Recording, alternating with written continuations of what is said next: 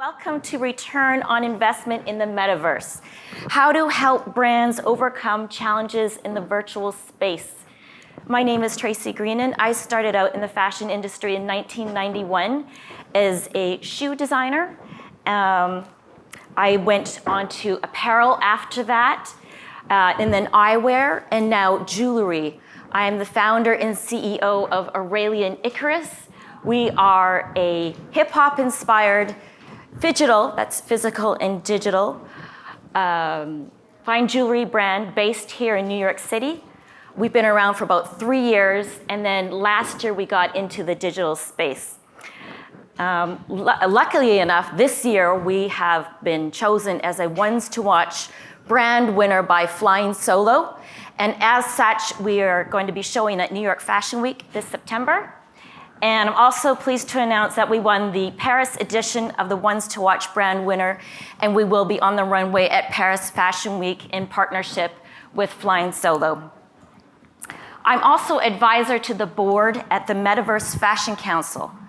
The Metaverse Fashion Council is a DAO composed of a diverse group of professionals with the aim to promote the future of fashion in the Metaverse. I'm also fashion industry advisor at Metaverse. Metaverse is a digital platform where one can buy, sell, and trade fully interoperable 3D wearables for gaming. Now, I'd like to ask you a very strange question.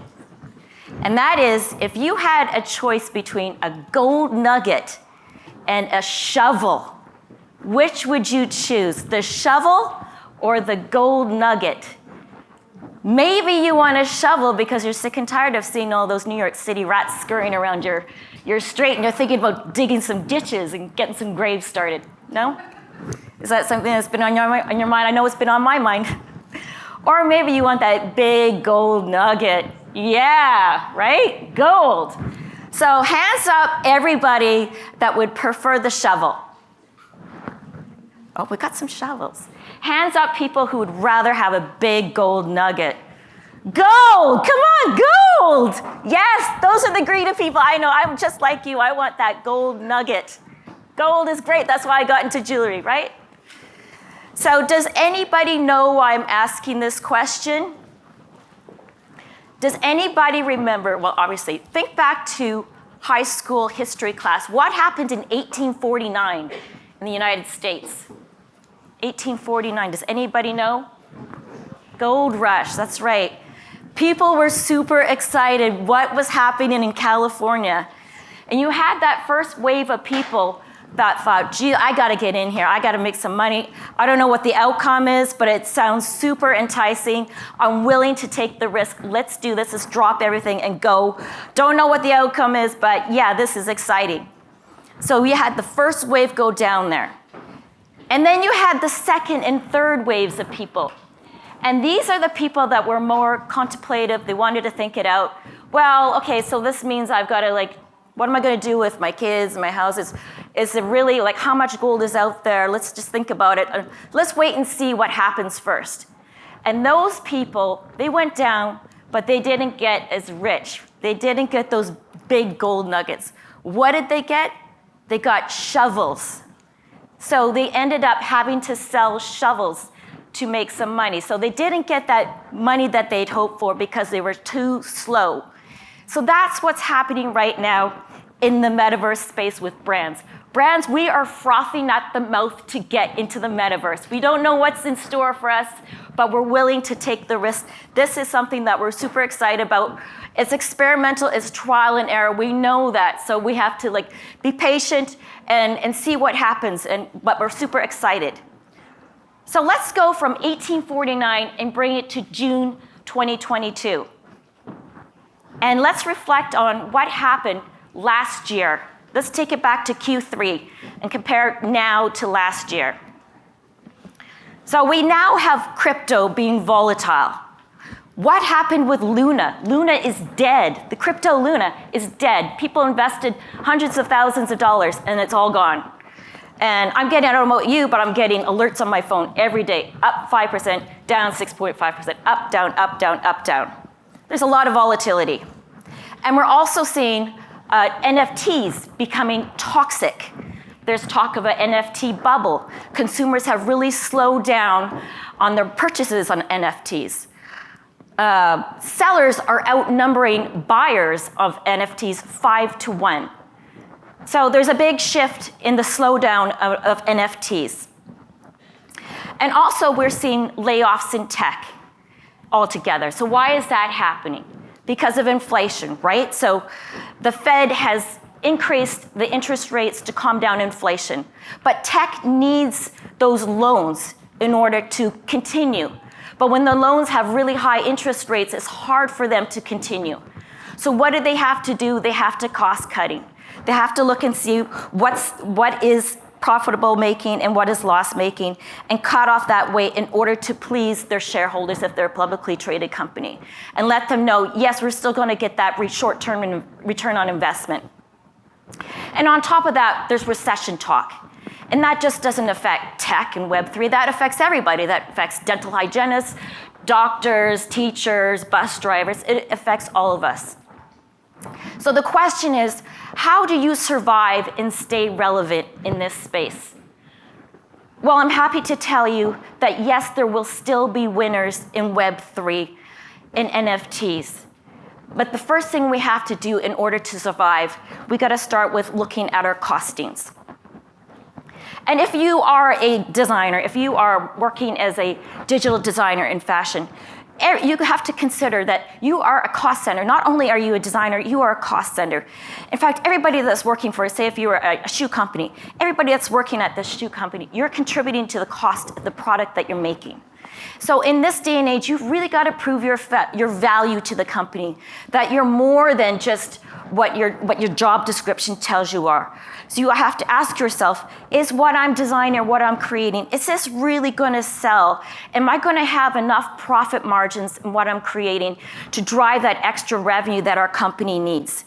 Because if you don't consider these things, companies are going to look at areas of the company and ask, okay, why am I paying this person in San Francisco and this person in New York City, this person in Washington DC, these 3D designers, why am I paying them this amount of money when we know we can get the same people in Estonia, in Latvia, in Russia, in Ukraine, in parts of Africa for the same amount of money? So if you can prove your efficiency to your company, not only will you be a hero to yourself for saving your company and maybe getting some extra money on top of that, but you'll be a hero to the company.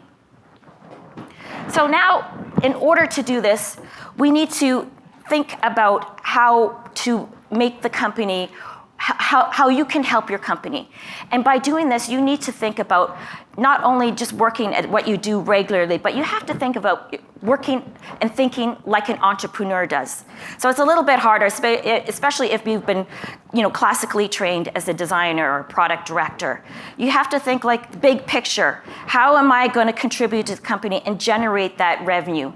CEOs don't have time to be studying Clo or Blender or Rhino. They're too busy steering the ship and thinking about how it's going to work in the future, and if you're publicly traded, how are we going to drive that revenue to increase the share price and please our shareholders? That's the number one thing. You got to please those shareholders.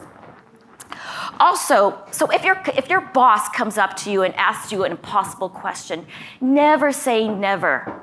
Never say no. Because CEOs, bosses, we hate that word. That's like a swear word to us. It's like cat's claws against the chalkboard. Steve Jobs hated the word no.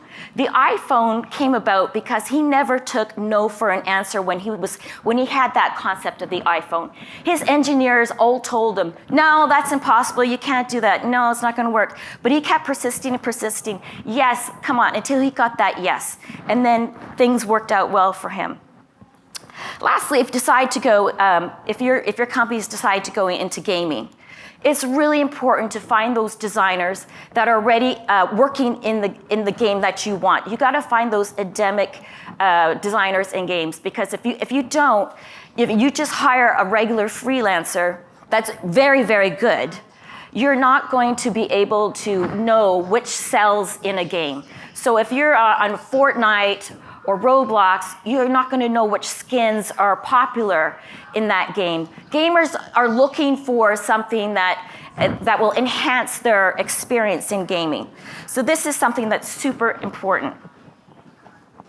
And this will also lead us, once you have that mindset of how to think like an entrepreneur, you can take that and translate it and make sure that your branding works as well. So let's take a look at branding in the metaverse. The number one thing to consider is authenticity is key. Because if something is presented to your consumers that is not authentic, that does not look like your brand, they're not going to buy into that. If they look at something that's too contrived, they're going to think, what is this? I don't recognize that. So, and it has to translate across metaverses. So if you have something on your laptop, you're designing something on your laptop, that image has to translate onto your website, same image, and it has to translate across in gaming, across the Decentraland, even in your video calls, you all have to have a same kind of similar image so your customers can recognize you. Like for example, in other stories, they have a very simple cut of their clothes, and they have that Scandinavian style. It's very distinct. Your consumers are going to be able to tell, oh yes, this is in other stories. I can recognize them in a sandbox just because of how that image is presented to me. And let's also consider the future of metaverses out there and how you are going to brand yourself in these metaverses.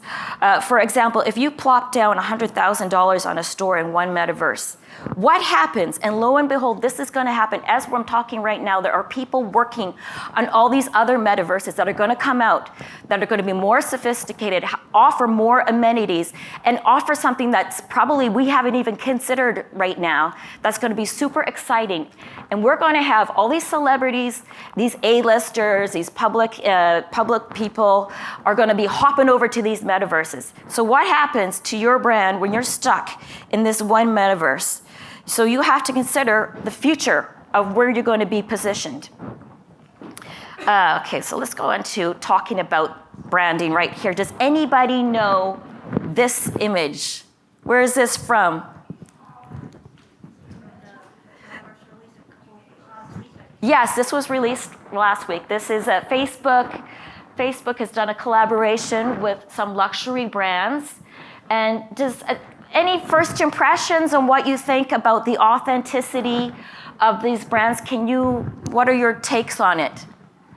Would you buy any of this stuff on here? What's that? It's in real life, not in Meta. Right, I mean, if I were to look at it, those two gray items, those people wearing those two things, if I were to just look at it offhand, I'd think, okay, is Delta Airlines getting into like fashion now? Are they zhuzhing up their uniforms? And then the far left one, is Buzz Lightyear going pret-a-porter now? Is that his deal? And the woman in the right with the skirt, I definitely recognize this. Because you know how I saw my neighbor wearing that same outfit last night. We should take it out the recycling. That's how I know. That's how I know. So now when we see something like this and how it's like a little bit confusing to some people, we need to think about how the process works. And let's see if we can fix the process. So in this volatile landscape that we are in right now, we have to reconsider about how and if we're still continue with NFTs. Are we still going to continue with them? Are they dead or not? And if so, if we still want to do NFTs, how many should we do now if people are slowing down buying them? Should we do one-offs? Or should we do like a few? How many copies are we going to make of them? Where are we going to sell them? What are the prices? What are the margins? Should we reduce our prices? Or should we make them more expensive and create some sort of scarcity? Where are we going to sell them? Are we going to go on different platforms? Or should we do something different and put them on our own platform? And will our consumers want to buy them? Will they understand, okay, I'm going to go to your store's platform and buy them? Will they, under your traditional buyers, will they understand that? And because the metaverse is moving so fast, we also need to consider the time that is taken to create these NFTs. Maybe we need to slow down on the revisions, because the number of revisions that you do in creating a 3D wearable that's costing money. And then obviously, interoperability is so important. People are gonna want more utility, more value in NFTs than ever now. And they definitely want to be able to hop around different metaverses, different realms. Maybe they want to get some discounts or something on these NFTs. These are super, super important to think about. Also, what are these NFTs? If you're creating wearables, what do they look like on avatars? And I don't know about you guys, but for me, I'm kind of getting bored of the cartoony avatars. Can we please is there anybody that shares the same opinion of me? Can we please make avatars a little more sophisticated or sexy? Is that possible? And let's also think about if we're going to apply AR on these wearables, because that's what really brings these NFTs to life. And if we can roll the video, I would just like to show you something that my company has been working on. These are part of a digital Zodiac collection, 12-piece collection of Zodiac earrings, so 12 months, 12 Zodiac signs. And as you can see here, we did the AR, and the movement is great because as I move my head, the earrings move with it, and they have a nice angle. And as you can see, the chains move with it too. And we started this design process. Yeah, there's me covering my face. So you can see the AR is gone once I cover my face, just like that. We start the process by it was quite simple, by getting some trims, physical trims, cutting them up, what we had in the studio, and then taking pictures of them. So all different angles, and then sending them to our 3D renderer, who then put it all together. So when you have everything all together, this is the finished product. So I'd just like to conclude that the future of fashion has never been brighter. Let's celebrate what the future holds for technology in fashion, and that the impossible is possible in the metaverse.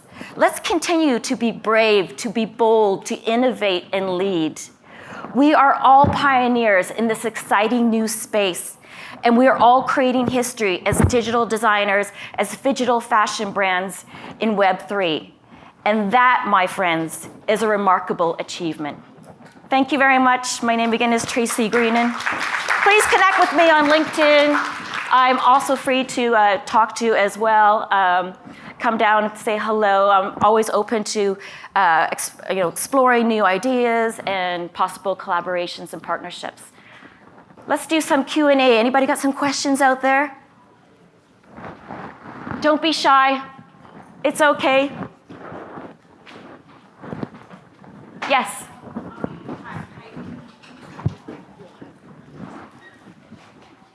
Hi, I'm Heidi from Carhartt. Just wondering what 3D technology you use. Who's your rendering partner? Right. So we use Blender. Yeah.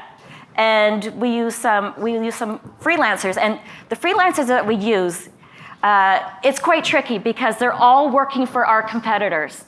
And our biggest challenge is getting them to squeeze us in. It's really, really difficult. And it seems like there's just so few people doing what we're doing because the rendering they're doing is on hard surfaces. So compared to soft surfaces, it's completely a different field. You've got, like, for example, this crystal that I'm wearing, you've got translucency. So you have different angles, different shapes. You have iridescence to think about. And then also, if it's gold, there's different colors to gold. Like 14 karat looks very different than 24 karat. Anything else? Yes. Hi, Tracy. So could you tell us a little more from a personal point of view about the challenges? So I don't know if there's other designers in the house, but knowing about the challenges that you've overcome, I think it's a really good way of learning about everything. Yeah, good question. Moving from physical to digital. Yeah, well, when I first I've heard about digital fashion last year, and I thought, okay, this is great. I really need to get into this. And then I just got distracted with everyday business, and then I got called on to do a talk on Clubhouse with a Paris avant-garde digital fashion brand called Ultrage, and a digital accessories platform called Jevels. And you might see I've left their badges on the chairs. They're a great brand, great group of people in Austria. And I thought, okay, I really need to get into this. And I just asked them, let's collaborate, let's do something. So we came up with the Metaverse starter set for style lovers. And it's a digital fashion set that you have the earrings, physical earrings and physical necklace to wear in real life, as well as the digital twin NFTs to wear online on your Zoom calls, on your video calls, in gaming, and across metaverses. And we're lucky enough to be mentioned in the New York Times for this kit.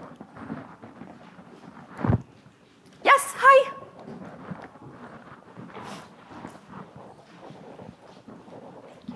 Yes, thank you. That was very inspirational. Just a quick question. When you're considering the types of metaverse platforms to actually show your items on, what do you consider? Well, you need to look at who else is on there. So you want to see who your competitors are, who's on there, how many people are on there, what the demographics are, who's talking about it, and see what those metaverses have to offer, what kind of fun events are going on there, who's already in there, what brands are in there.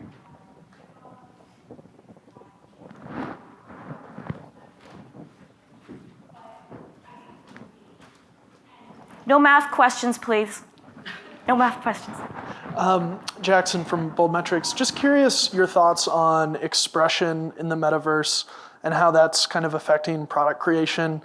There's like aspects of digital twins where you're representing yourself as you would in real life. People being more expressive in the metaverse. Just your thoughts on that? Yeah, great question. Great question. So the jewelry that I create, I love the most is the AR effect to them. So I actually love having the filter more than the NFT because it's just so fun to wear and to express myself when I'm on these video calls. I'm on video calls every day. I mean, are we all on video calls a lot? It's so much fun to wear them because there's just a little bit of nuance in these NFTs that we're making. So it's not until you can wear them in a proper business meeting. You can wear them with your friends because there's nothing too crazy about them. It's not until maybe you're deep into your meeting with some friends or something that they're just kind of wondering, what is that she's got on? So it's a nice conversation piece as well. But also, it is a great and wonderful way to express yourselves in metaverses. You can, as you know, the fabricant said, you can wear fire. You can wear a jacket made out of water. Your imagination is unlimited in the metaverse. And the great thing about it is that we're just getting started. Anybody else? Well, thank you very much for coming out. I appreciate your support. And please feel free to connect with me on LinkedIn and come up and say hello. I'd like to chat. Thank you. Thank you so much.